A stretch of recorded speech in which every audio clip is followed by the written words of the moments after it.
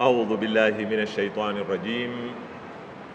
بسم الله الرحمن الرحيم.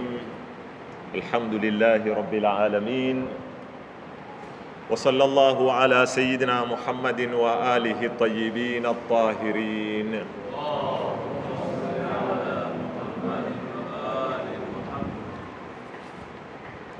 اللهم أدخل على أهل القبور السرور، اللهم أغني كل فقير، اللهم أشبع كل جائع، اللهم اكسو كل عريان، اللهم اقضي دين كل مدين، اللهم فرج عن كل مكروب، اللهم رد كل غريب، اللهم فك كل أسير، اللهم أصلح كل فاسد من أمور المسلمين، اللهم اشفي كل مريض، اللهم سد فقرنا بغناك، اللهم غير سوء حالنا بحسن حالك، اللهم اقضي عنا الدين وأغننا من الفقر إنك على كل شيء قدير.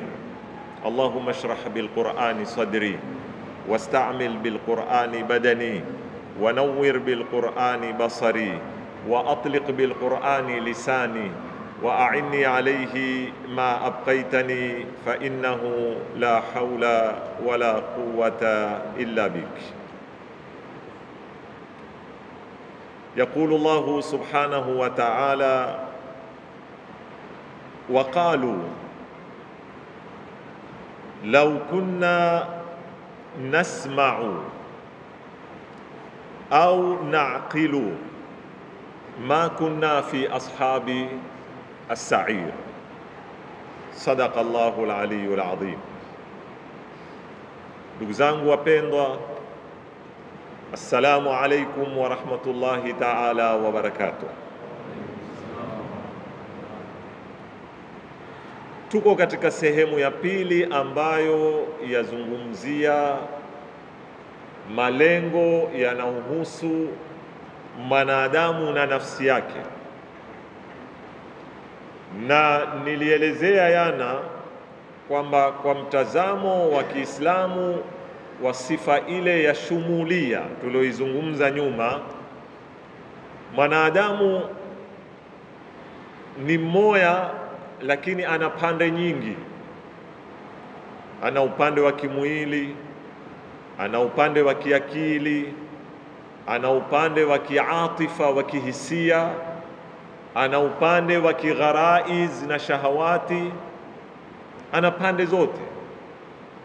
Na mfumo wowote au barnamiji yoyote inayotaka kumlelea mwanadamu kikamilifu ni lazima itilie maanani kila upande aloumbwa nao mwanadamu,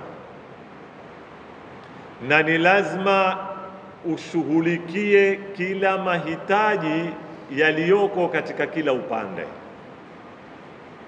Sasa jana tulianza na upande wa akili, kwamba hakuna shaka kitu kinachomtofautisha mwanadamu na ziumbe wengine ni akili,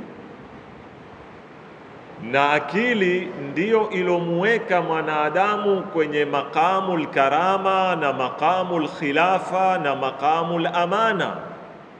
Ndio aliostahiki ambiwe walaqad karramna bani adam, apate ile karama, na ndio ilomuweka yeye katika maqamul khilafa, inni ja'ilun fil ardi khalifa, na ndio ilomuweka yeye kupewa amana, inna aradhna al-amanata ala samawati wal arda wal jibal, paka mwisho.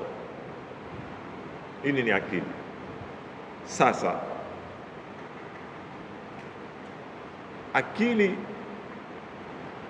haikuumbwa nguvu zake kwa istilahi ya ilmu al-mantiq bilfi'l, imeumbwa na nguvu zake bilquwa. Na maanisha nini maneno haya? Unapoishika mbeo, unaposhika tembe ya nini, ya buru, au tembe ya nini, ya mtama, ukiangalia ile tembe utanena hunu ni mti, lakini hauyawa mti, ungali ni nini? Ni tembe. Lakini tembe ile ndogo unayoiona wewe ya buru ama ya mtama, Mwenyezi Mungu Subhanahu wa Ta'ala ameingiza ndani yake uwezo wa kubadilika kuwa nini?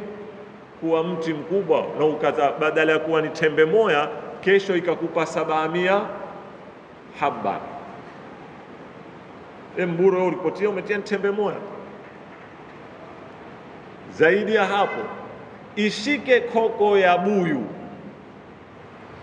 uiangalie utoto wake na hajmi yake, hata nusu nchi haisikili pengine ile koko ya buyu.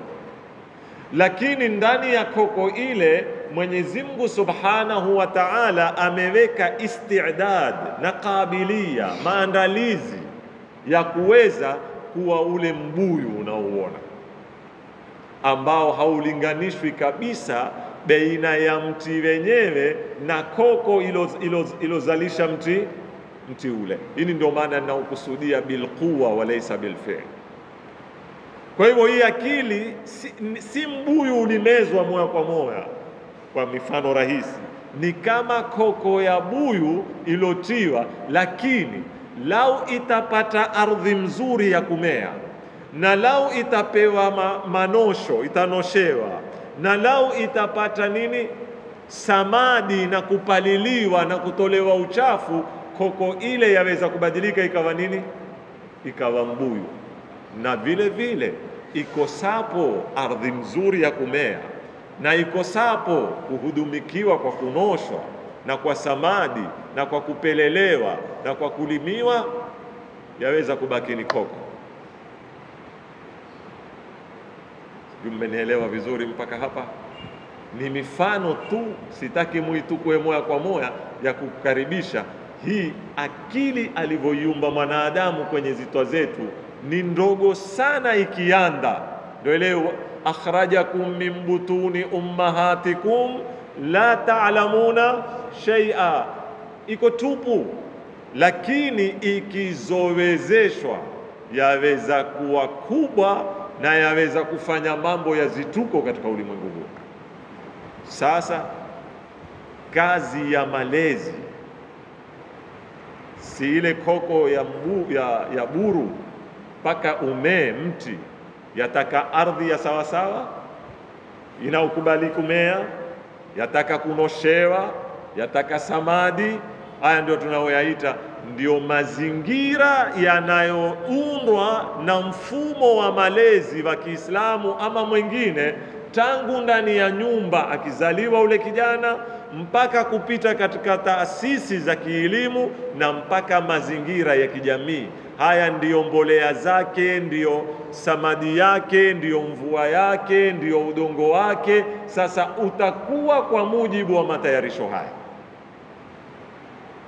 na ndio utakuta Qur'ani kama nilivyowaambia jana imetumia nafasi kubwa sana kutaka akili ifanye nini?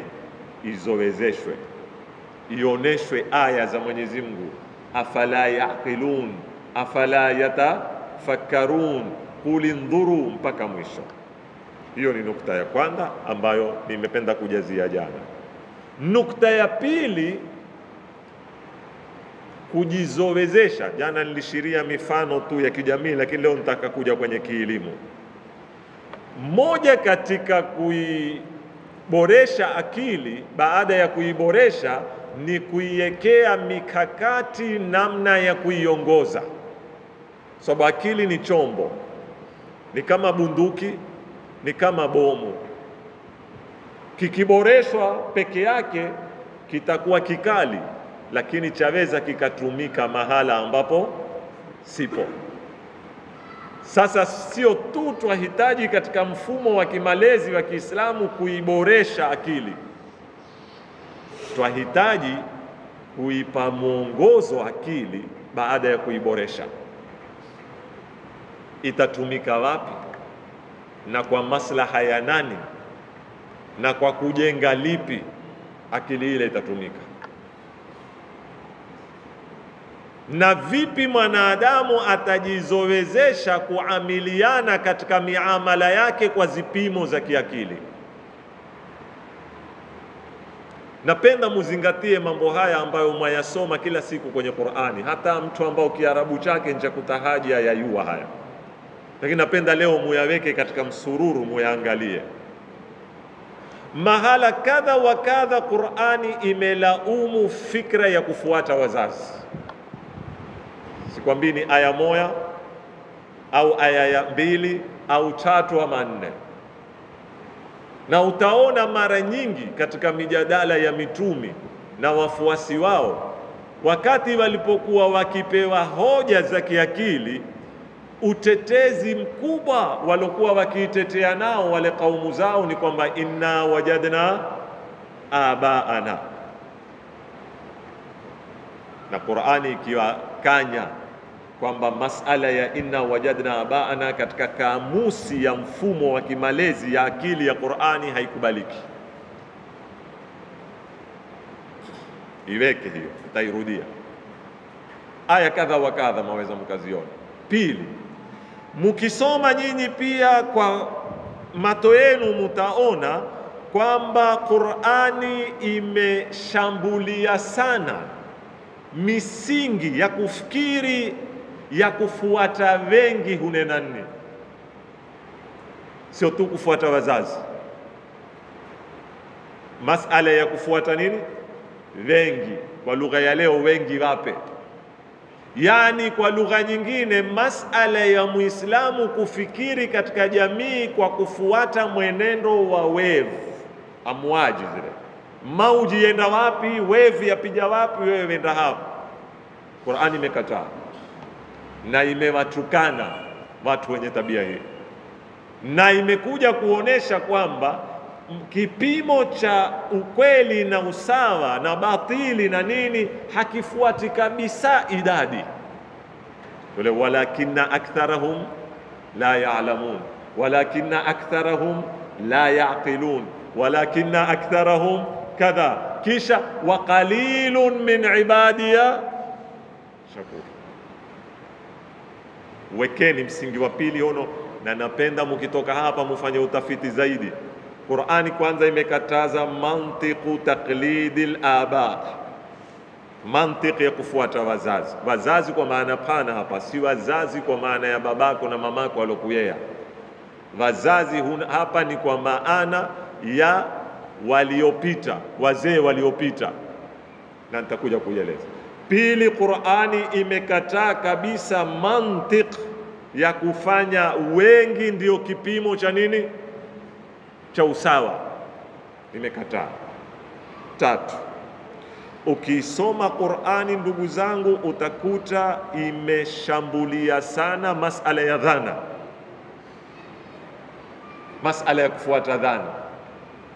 Nadhani, nafikiri, yawezekana. La tattabi'u adh-dhanna, imetuambia Qur'an, bali imetuambia dhana nyingi ni ithmun, ni madhambi. Na Qur'ani ikizungumza yazungumza kwa zipimo, haimaanishi kila dhana ya kosa, haimaanishi hivyo. Na ndio Mwenyezi Mungu hakunena kila dhana ni madhambi, amenena aktharu dhann, dhana nyingi ni za nini? Ni za madhambi. Iko moya mbili yaweza kupata, lakini ikiwa dhana nyingi za tupeka kwenye kukosa, haifai msingi na kipimo cha kufikiri katika jamii ya Kiislamu kutumiwa msingi huu, msingi wa dhana. Ngapi hizo jamani? Tatu: kufuata wazee, kufuata wengi, kufuata nini? Dhana. Aya tungu mzima. Kinyume chake Mwenyezi Mungu atuambia tufuate elimu. Elimu hapa si maana ya sayansi wala nini. Elimu yani hakikisha kitu paka ukifikishe 100%. Ndio ukaona Mwenyezi Mungu atuambia wala takfu ma laysa laka bihi ilm, usifuate. Hili ni kama ni kama kuambiwa usizini, ni kama kuambiwa usinwe tembo. Haya pia ni madhambi tu ayafanya kila siku, na wala hatumuoni afanyao madhambi haya sisi kwamba amefanya madhambi. Wala takfu ma laysa laka bihi ilmun, usifuate, yani usitukue hatua, usijenge fikra kwa kitu ambacho kwamba ma laysa laka bihi ilm, huna elimu nacho. Masala nimesikia, masala jamaa hunena, masala huneneka, masala ndivyo yanavoneneka. Haya si misingi ya kifikra katika jamii ya Kiislamu. Wala takfu ma laysa laka bihi ilmun. Kwa nini? Mwenyezi Mungu amekupa zombo za kufanya uhakiki mpaka uipate ukweli wa ile habari. Ndio Mwenyezi Mungu akwambia inna sam'a wal basara wal fuada kullu ulaika kana anhu mas'ula. Zote hizi utakwenda kuulizwa kimoya kimoya, ulikitumia vipi? Umepewa mato, umeona kwa mato yako ama wewe ulikiona kwa mato ya wengine? Wewe mato yako yakwambia ile ni blue, lakini jamaa hunena ni green. Sijui ziko hizi, msitukue mifano vile ilivyo. Wewe sikio lako lasikia hii ni nini? Hii ni sauti ya kadhaa, lakini jamaa hunena si sauti ya kadhaa, ni sauti ya nini? Hadi mushkila. Ndio utakuta aya niloanza nayo, watu watakapokupekwa motoni. Mwenyezi Mungu atulinde na moto katika mwezi huu wa Ramadhani, atujalie ni katika wale utaqaihi minan nar. Sio watu watakapokupekwa motoni siku ya Kiyama, wale malaika wanaoshika funguo za moto na milango ya moto watakuwa wakiwauliza kila yao, sio kullama ulqiya nene ile aya faujun sa'alahum khazanatuha alam yatikum nadhir.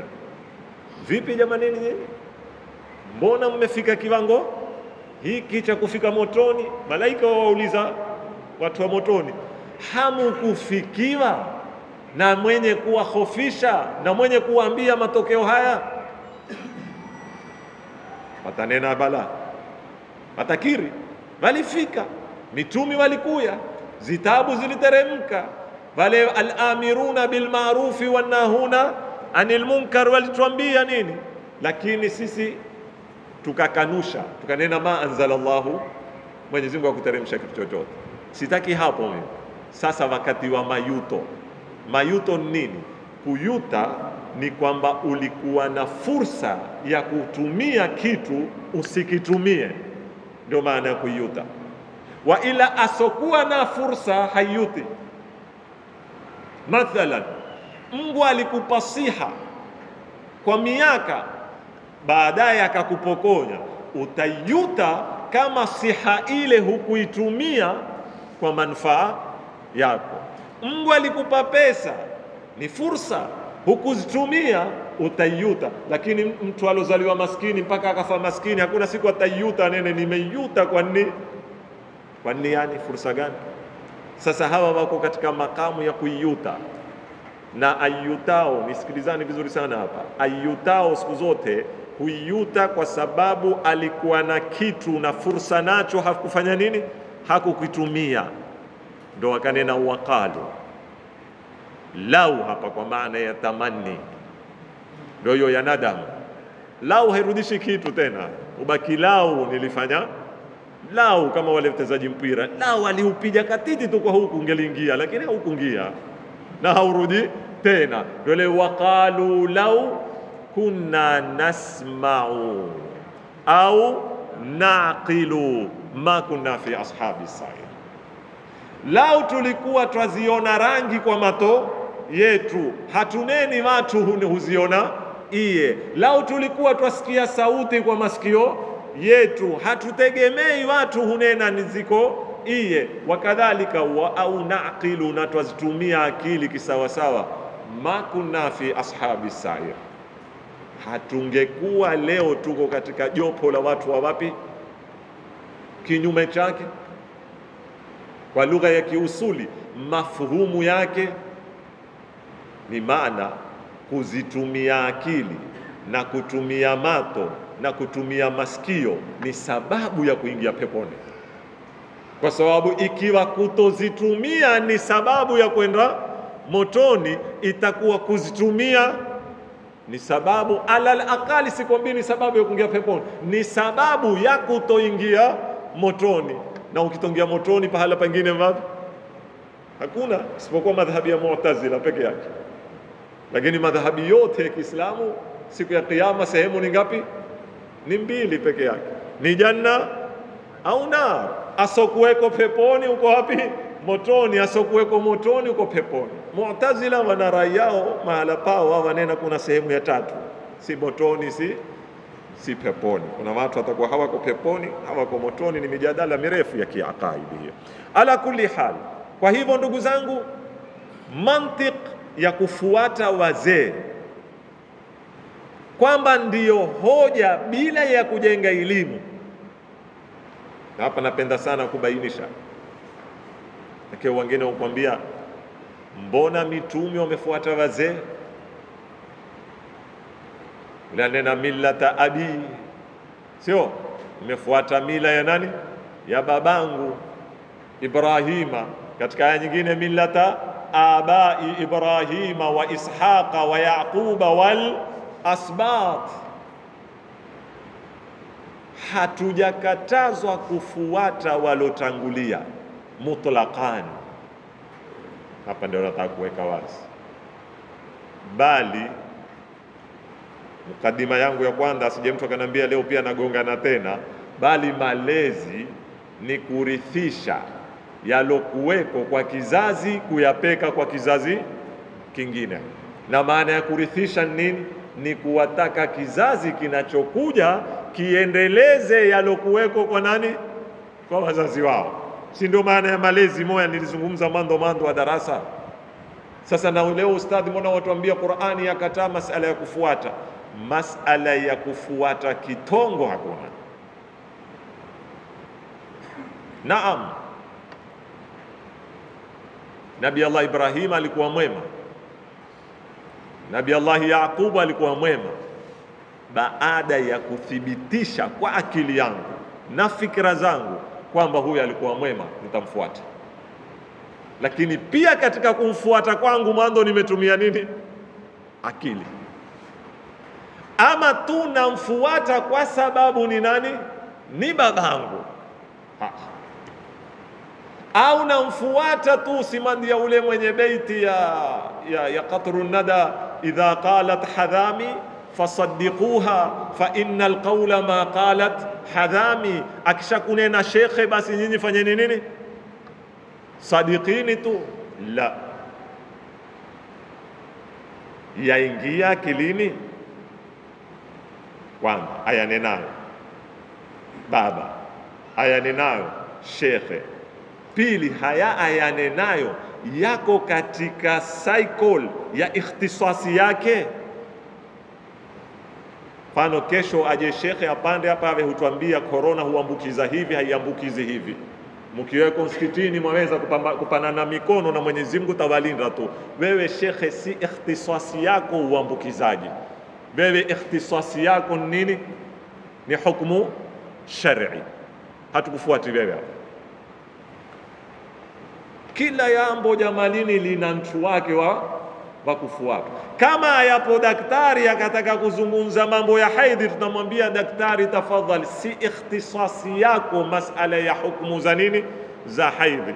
Bebe ikhtisasi yako ni masala huyu mwenye haidhi ataka kupoa dawa atibiwe kama haisimami haidhi yake. Lakini ataswali vipi? Atatawadha kila swala? Akitanganya swala mbili, je, atatawadha ama aweza kutanganya? Na masala hayo si ikhtisasi yako, twa kuheshimu na sayansi yako. Sijui tumeelewana vizuri sana. Katika moja, napenda ndugu zangu kuinasihi nafsi yangu na nyinyi, katika uhodari mkubwa wa kutumia akili katika jamii ni kujua kila habari utaitukua wapi. Mwenyezi Mungu ametuambia katika Qur'ani, fasalu ahla dhikri in kuntum la ta'lamun. Baadhi wanena ahlu dhikri, yani ahlu ikhtisas. Kwa hivyo masala ya kidaktari ahlu ikhtisas ni nani? Ni madaktari. Masala ya kisharia ahlu ikhtisas ni nani? Ni mashekhe. Masala ya sijui kadha ya mazingira na mbu na nini, watu wa ikhtisasi nani? Wa hakadha. Tusitanganye na tusiwakubalie. Hiyo pia kukubaliwa ndio huenda tukapotezana. Tusiwakubalie watu wasokuwa na ikhtisasi kwenda kuingilia mambo ambayo si ikhtisasi yao. Naam, waweza kunukuu ahlul ikhtisas, pia msifahamike makosa. Aweza kuya shekhe akazungumza masala ya kidaktari kwa kumtegemea nani? Daktari, kwa kumnukuu yeye amenena hivyo, si mimi naona hivyo. Au awe yeye amesoma kote kuwili hayo masala mbali. Msinetee maswali hayo. Atakuwa pale anapozungumza sasa si shekhe tena, azungumza kama nani? Kama daktari, kama ikhtisasi yake. Kwa hivyo ndugu zangu, masala ya kufuatana haya, kwanza twataka isiondoke akili hata kwenye kufuata. Penda mupashike vizuri sana hapa. Hujakatazwa kufuata wazazi, hujakatazwa kufuata mashekhe, lakini wakati unapofuata akili yako iko kivipi? Leo kuna shida sana. Leo kuna shida. Zamani hata huku kwetu tukiwasikia wazee wetu wa zamani, ni nani ata identify huyu ni shekhe katika jamii yetu huku kwetu? Mathalan leo daktari mpaka ayapo akaqualify akafungua hospitali pale yake, au akaingia kule hospitali ya serikali akafanya nini mpaka akaweza kuwa na tendekeza za kushika kisu na kupasua matumbo ya mtu. Kuna process. Usiniingizie corruption, la, si tuzungumza process. Kwaweza kuna corruption nchi hii na corruption, lakini si kote kuna corruption. Mfano ana level pia ya process ile itamwambia aweza kufanya mpaka wapi. Kwa hivyo kuna nasi hatoshi tu kuvaa zile nguo za nasi akaya akaambiwa nasi, ahitaji awe amesomea unasi katika chuo kilichotambulika. Aistoshe, si akitoka tu hangimwa kwa moja kazini. Kuna kazi fulani si kama kazi zote, kama mawakili, kama madaktari, sijui na wengine mtajaza nyingi, haitoshi tu certificate.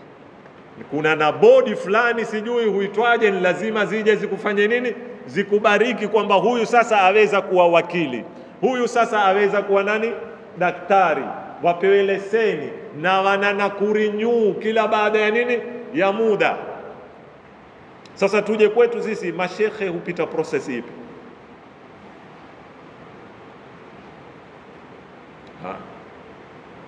Paka wakapata tikiti ya kutoa fatwa, na jamii ikawa inakuwa na confidence kunena huyu aqualify kutufanya hivi. Kweli mimi na wewe twaweza kunena huyu daktari afaa kufanya operesheni kwa sababu tu amevaa yale makoti ya kidaktari na amevaa zile dude za kupima? Ni watu gani wanena? Kuna bodi wana elimu zaidi yake yeye, ama ni ndo wanaokwenda wakamtahini. Sisi kwetu ni sisi watu wa barabara, jamaa terensha zitu kule, hakuna mwenzao hapa. Zitu gani? Nakumbuka tulipokuwa tusoma madrasa, tutelekiswa kidogo. Tulipokuwa tusoma madrasa, mimi na ndugu zangu marafiki ya wengine vijana za ndugu zangu, sasa kufungua madrasa wengine tukisafiri tukaenda Mombasa, grupu tufueteni. Kiarabu hakipande hivyo. Sasa mifumo ya zamani, afadhali jana wa leo uzungumza sana Kiarabu. Sisi wakati wetu tulikuwa Kiarabu tukisikia zaidi kuliko kuweza kukinena. Kwa hiyo inaweza kumpata mtu amesoma mpaka maliza thanawia hajaweza kucommunicate kimazungumzo, aandika, asoma, afanya kila kitu. Sasa tukitembea kule Zibokoni wapi, tukidai twazungumza Kiarabu, tukipanga sawa kwamba sisi taka jamaa kitoka tuanazungumza Kiarabu. Kitu kimoja tulibahatika, tulikuwa tumehifadhishwa kasida nyingi za mashairi. Sasa sisi tulikipokezanya zile kasida, suso ile burda lake mwali kinua na amin tadhakuri jiranin bidhi salami, tena huizungumza vile kama kuneno leo mazajta jamaa njara mimukulatin bidami bwana. Sasa jamaa kipita tuangalia au tuona jamaa sikiza jamaa utanisha Kiarabu kweli. Basi ushuka na beti amhabati rihu min tilqai kadhimatin, ule wanaonuka wa au madhal barqu fi dhalmai min idhami, ule uruka famali ainayka in qulta kfufa hamata wa mali qalbika in qulta stafiq yahimi. Sasa jamaa ayatullahil udhma, sasa mujtahid, hakuna mweza, si ndio zipimo zetu hizi? Kwa kuwa mtu nene Kiarabu, kwa kuwa mtu amehifadhi Qur'ani, hafidh, kushuka nalo qara zima, hii ndio zipimo za elimu. Na maa kulli ihtiram, hafidhul Qur'ani hafidhul Qur'an, lakini laysa aliman. Ndio Mtume asema wa rubba hamili fiqhin ila man huwa afqahu min, hadithi ya Mtume. Huenda ule alozihifadhi hadithi na Qur'ani endao kumpekea mtu ambao ni muyuzi kumliko yeye, amwambia hala isome hiyo hadithi uliohifadhi, tafsiri yake ni hili, wewe hifadhi, mimi kufasiria. Sio mfano ila man huwa afqahu minhu. Sasa zamani nimemsikia shekhe wetu uko hai Dr. Ahmad Khatib akinielezea Kiswahili hapa, sijui ni Said Ali Badawi ama ni nani, baada ya kusomeshwa na shekhe lake Sheikh Al-Muawi, Sheikh Ali bin Muhammad bin Ali Al-Muawi, alifanya karamu nyumbani, akaalika wanazuoni sijui 7 wa 8, kisha akawekwa kati, kisha akawaambia yeye unataka kumpa ijaza, yani yeye nataka graduate huyo, kwamba nimemsomesha nimemshiba mimi, huyo ashakuwa, lakini nataka na nyinyi, si mato yangu peke yangu hayataki. Kama ile mwenena wao sijui leo enda ku defense master sijui PhD, yale yalikuweko huko. Sasa wale wakamuanda kwenye Qur'ani, kwenye qiraa, kwenye tafsiri, kwenye ulumi, kwenye hadithi, kwenye nahau, kwenye balagha, kila mmoja mtupia kwa upande wake, mpaka wakafika masaa 2 matatu, wakamwambia shekhe wake, huyu tumekupitishia, mpe. Ndipo watu hapo kiemba akafanya nini? Akampiga. Sasa ndio leo ukisikia mtu amepewa ijaza ni hiyo. Hata hii degree leo yaitwa nini Kiarabu? Ijaza. Huko nde ni hivyo hivyo, kuna nidhamu, si mimi na wewe, ni wale walioko juu lake. Sasa haya mamoya yatuletea sisi kwamba ndarandara huku nisingie sana, leo imekuwa ni shortcut. Mtu leo amekwenda amedosa, amefanya kazi ile ameshindwa, amefanya kazi ile ameshindwa. Shortcut ni ipi? Ni ndevu na kandu na tasbihi, imeweza kuwa shekhe toa watu taratibu sha na taka kujenga nadharia zake, ma sabaka biha min ahadi. Hata Imam Shafi mwenyewe hayamtangulia na nadharia hiyo, ataka kumwambia mtu hata kazi usifanye kazi, sijui Mungu yuko Mungu. Ukiangalia mambo mapia mushkila hadi mushkila kweli. Angalieni jamaa, yani vipi tutembea na wewe utakujali yoyote tu, maadamu amekuwa una sauti nzuri, lakini ule ustadhi mehifadhi Qur'ani. Kuna watu mehifadhi za Bob Marley pia, kuhifadhi hafidhul Qur'an, yoyote aweza kuwa hafidhul Qur'an. Mahtirami nisifahamike makosa, naheshimu mahufadhul Qur'an, lakini hafidhul Qur'an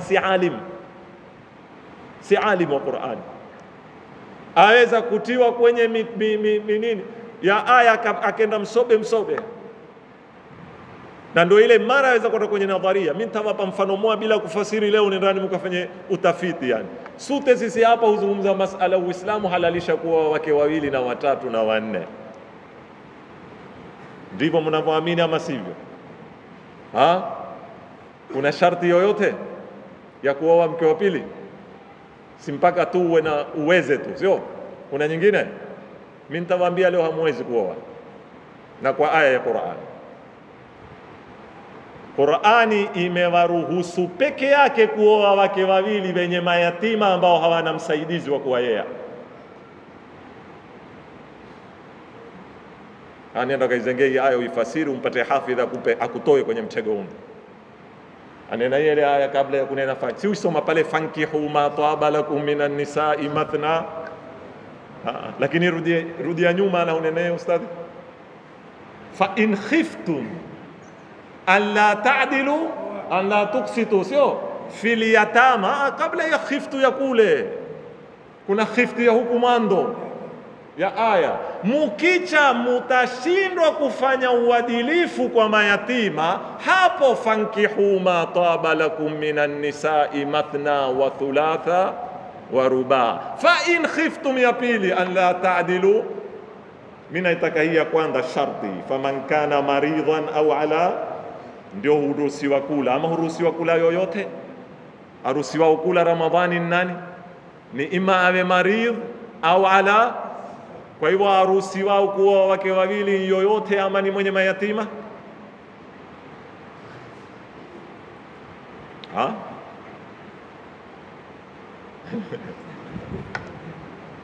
Tartibuni, zataka aya kupekuliwa hizi. Wenda ukasome hii aya, mazingira yake, sababu nuzuli ilikuwa ni gani, riwayati za semaje, na si kwamba wanazuoni hawakuyaona haya nena mimi, wameyaona, wameyajibu kabla mimi siyazawa. Upo vizuri, lakini ya wapi? Pili, ni wape mfano. Waweza mtu kuja kukutolea kwenye Qur'ani kwamba sayu baina safa, maneno umewambia asayu baina safa wal marwa si wajibu katika haji. Waweza kwenda haji usifanye sa'i. Kimuuliza nini dalili? Aya ya Qur'ani. Yasemaje aya ya Qur'ani? Inna safa wal marwata faman hajja al baita aw fala junaha alayhi. Hii safa na marwa ni tangavu za Mwenyezi Mungu, atakaye kwenda haji akitaka aweza kufanya sa'i. Hii lugha ya akitaka yamaanisha nini? Si lazima. Fala junaha, hana makosa kama ataka. Yani umekula, kama ataka kunwa juizi kunwa, kama hutaki usinwa. Sasa mbona katika fiqh nyinyi mtuambia as-sa'yu baina safa wal marwa ni nini? Ni wajibu. Mumetegemea wapi? Sasa hizi hupoteza watu na nini, na ndio utakuta leo mara mtu ameinuka na nadharia kama ule mwanena kuswali haifai kama kwenye Uislamu, sio lazima. Alipoulizwa kwani akaenda fawailul lilmusallin. Adhabu ya nani? Sasa mwenye kuswali itakuwa ufaa ama haifai? Sijui umeelewana jamanini, turudi kwenye mada. Kwa hivyo katika kiungo muhimu, na wapa mifano mingi. Jana kuna baadhi ya watu safarini wanipigia simu wananiambia ustadhi, punguza mifano mingi, lakini sasa sharti tu balance, sio muione ile fikra. Yote haya yamesababishwa na nini haya kwenye jamii? Kwa sababu akili haikutiwa kwenye jamii. Wakati unaofuata wamfuata nani? Na unayemfuata, hata mimi umekuja kunisikiza mathalan, huna uhuru wa kunisikiliza 100% shekhe nenalo. Una wajibu wa akili yako kutuja na ufanya nini ninayoyanena. Lazima tujizoezeshe, na ndio utakuta katika mii yetu tumejenga fikra kwamba kila mtu afuatanao na mtu mfuete. Sababu sisi hatuna kitu jio hiki. Utasikia tu jamaa kuambia siku hizi kwa unafuata na fulani umeingia kwao. Sio? Mara utasikia waambiwa siku hizi umesikia wa darasani msikiti fulani umezekwa. La, haimaanishi kwa kuketi kusikiza darasa hapa wewe umezekwa unifuata mimi. Sijui umeelewa? Hii kidulisha kitu yadulisha nini? Kwamba sisi twapenda mno kwamba hata ukifuatana na mtu basi wewe umfuate yeye 100%. Hata ukienda kusikiza darasa la mtu basi wewe ushakuwa nani? Nyinyi wanasiasa husikiza hutuba zao wote ama humusikizi? Sasa nyinyi mko ODM, mko nini, mko zama zote? Si kila mwana chama chake, lakini akiwa ule kule huzungumza wa chama cha kule, utosikiza hutuba yake. Mujarrad wa kusikiza hutuba yake ushakuwa ni chama chake. Hii yote ni kuonesha kwamba akili haifanyi kazi. Zipimo za habari, yale Mwenyezi Mungu ametuambiaje katika suratul Hujurat, ya ayyuhalladhina amanu, ile in ja'akum fasiqun binaba'in fatabayyan. Habari utaipokea vipi? Umepisana na mtu, billahi alaikum, sote tumeanguka kwenye makosa haya. Umeamka asubuhi wewe, simande wenye kunena ya Fatah ya Razzaq, umekunywa chai, ukitoka mlangoni umepambana na jamaa umepambana naye, aye kunani? Umesikia habari leo kuna kadha kadha kadha. Shekhe, umetoka nayo habari wewe, na wewe umewaambia watu 10 baada ya yule. Kwa kipimo gani? Ule alipokuambia uliichunguza kabla hujajipa ruhusa nafsi yako kuisambaza? Je, kama ilikuwa ile habari si ya kweli na wewe ushawafikishia watu 10, damage ya mara 10 uloitia wewe, ni nani atakuwa responsible? Inna as-sam'a wal basara wal fuada kullu ulaika kana anhu mas'ula. Neno dogo laweza kusambaa likadestroy familia, likasababisha mpaka kesho watoto kupotea na kuingia kwenye drugs. Ni mkawaona tu wale vijana wameingia kwenye drugs, kumbe kuna neno la mzee ukomeze kuzikwa ndio walosababisha mpaka kuvundika wale vijana kupotea. Hayo madhambi yote nani atayabeba? Hatarini hunu ulimi jamanini, watu wawe na hadhari nao sana. Kalima chaweza kuvunda ndoa mume na mke. Kuvundika kwa ndoa ile ikasababisha vijana kupotea, wakakosa mlinzi. Kupotea kwa wale vijana wakasababishwa mpaka kwenda kuingia kwenye drugs, mpaka kesho ukawaona si wanadamu katika jamii. Ukirudi kwa mfululizo, ukifuata, sababu ya yote wale nini? Neno. Na alolinena aweza kuwa ni 5 salawati na tasbihi, na hana habari kamwe yeye kwamba kuna siku yeye alisukuma kombora akatanatana kila kitu mahala. Kalima. Hadithi ya Mtume sema vipi? Zilindeni ndimi zenu, kwani watu watatubukizwa katika moto wa Jahannam isipokuwa tu ni kwa sababu ya mavuno ya ndimi zao. Hii hadithi ya mwisoma kila siku, illa hasaidu alsinatihim, mavuno ya ndimi zetu ndio yatatutubukiza wapi? Motoni. Hatari shekh, zipimo za kutumia. Ndio hawa wakanena, waqalu law kunna nasma'u au naqilu ma kunna fi ashabi sa'ir. Kitu cha mwisho nimalizie leo kwa dakika zilizobaki, nimewaonesha kwa hivyo akili atakaitumike. Ili kuitumia akili, kuna zitu katika jamii lazima tuziondoshe. Zitu gani? Fikra ya kufuata wazee ni moja, huu akili gani? Fikra ya kufuata watu wengi hunena iye ni moja, huu akili katika jamii. Nyingine fikra ya kufuata dhana, nimesikia huneneka. Zote hizi ni zitu zataka zipunguzwe katika jamii. Fikra ya atasarru'u bilhukm, kufanya haraka kuhukumu jambo. Amekuya mwanamume kwangu, ni mfano, sihitaji mtu kwamba amekuya kweli. Amekuya kama ustadhi, bana, mke wangu ametoka nyumbani bila idhini yangu, huyu mwanamke hukumu yake nini? Nashiza tu taratibu shekh, taratibu. Wewe umempa hukumu ule, enda kuitekeleza, enda kumdhulumu mwanamke. Hii ndio atasarru bil hukm. Hal istamata ila taraf al akhar, umesikiza upande mwingine, umeipata dhurufu na haithiyat za mwanamke kutoka kwenye ile nyumba. Ni mfano, si tunaosana tu, Mtu amekuja kushtakia tu, bwana ule jamaa mimi amenijepea, amenipokonya kila kitu. Dhalimu mkubwa huyo, nyumu toka utakeza dhalimu. Wewe umejua dhurufu za ile hukumu? Umejua mambo yanayoendelea mpaka yakafika pale? Kwa sababu umesikia tu kitu kimoja tu, wewe umemtaliq watoa hukumu hii yako hii, atasarru bil hukm. Qur'ani imetufundisha tupeleleze, tuchunguze, tufuate, na pia si lazima utoe hukumu. Imefika wakati umeshindwa kubainikiwa na ukweli, wata mwambie mtu, mimi hapa nilipofika siwezi, tafuta mtu mwingine.